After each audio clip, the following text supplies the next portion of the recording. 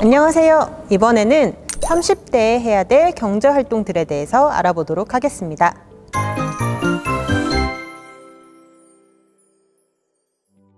투자란 뭐지? 돈이 진짜 불어나는 건가? 알아보고요. 청약통장은 또 왜 만드는 건지도 빠르게 알아보도록 하겠습니다. 자, 투자는 미래에 더 크고 좋은 것을 얻기 위해 지금 내가 가진 시간이나 노력을 들이는 것입니다.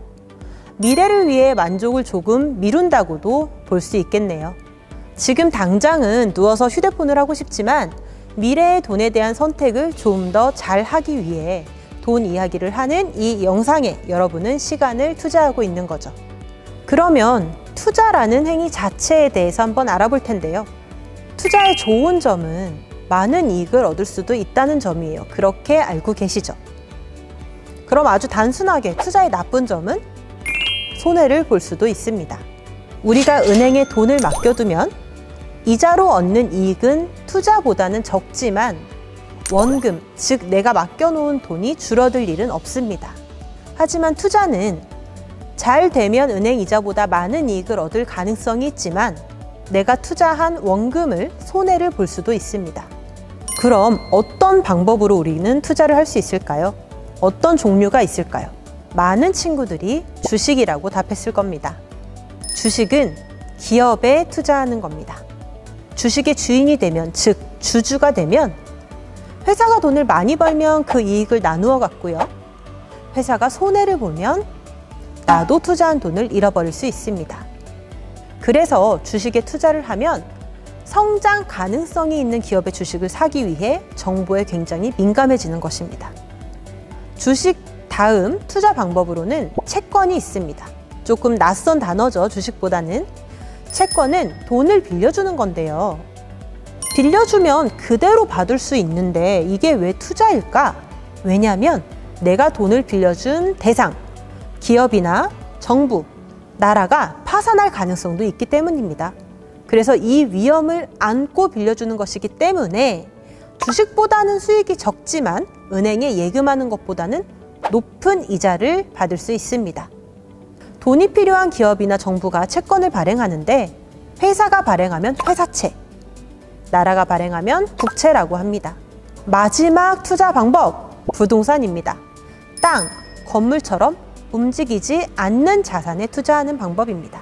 저렴하게 사서 오른 가격으로 팔아 돈을 버는 방법이 있고, 시세 차익이었죠. 두 번째는 임대를 주어서 세를 받아 수익을 내는 방법이 있습니다. 투자의 최종 책임은 누구에게 있다? 자기 자신에게 있습니다.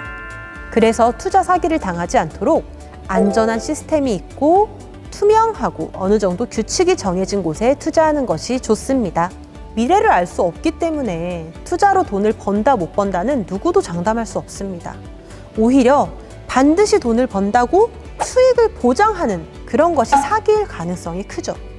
가장 위험한 투자는요, 내가 잘 모르는 분야에 다른 사람의 말만 믿고 하는 투자입니다. 아무도 책임져 주지 않죠. 여러분 잘 알다시피 세상에 공짜는 없습니다. 여기까지 투자에 대해 알아봤는데요. 보편적으로 어느 정도 스스로 자산을 관리하고 목돈도 만든 30대에 투자를 한다는 의미에서 30대에 투자에 관한 개념을 배치했지만 최근에는 20대 투자자도 많이 늘었다고 합니다. 그리고 10대도 주식 투자를 할 수 있고요. 실전 투자를 하기 전에 모의 주식 투자로 나의 투자 실력을 알아보면 더 안전하게 투자를 배울 수 있겠죠. 모의 주식 투자 대회도 열리고 있으니 관심 있는 친구들은 관련 정보를 한번 찾아보시길 추천합니다.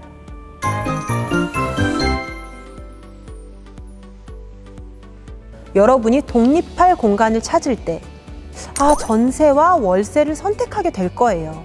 이 둘은 무슨 차이가 있을까요? 먼저 전세란 다른 사람의 집을 빌려 쓰는데 일정한 돈을 냈다가 약속한 기간이 끝나면 그대로 그 돈을 받아가는 제도입니다.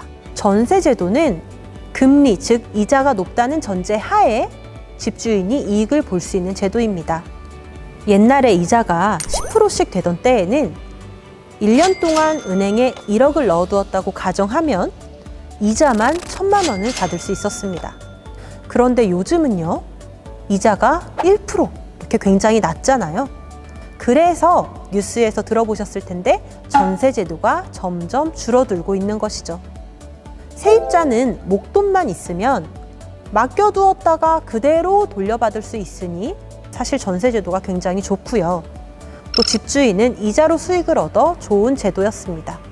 월세는 월마다, 즉 달마다 집 사용료를 내는 제도인데요. 계약할 때 어느 정도의 보증금을 내고 다달이 월세를 냅니다.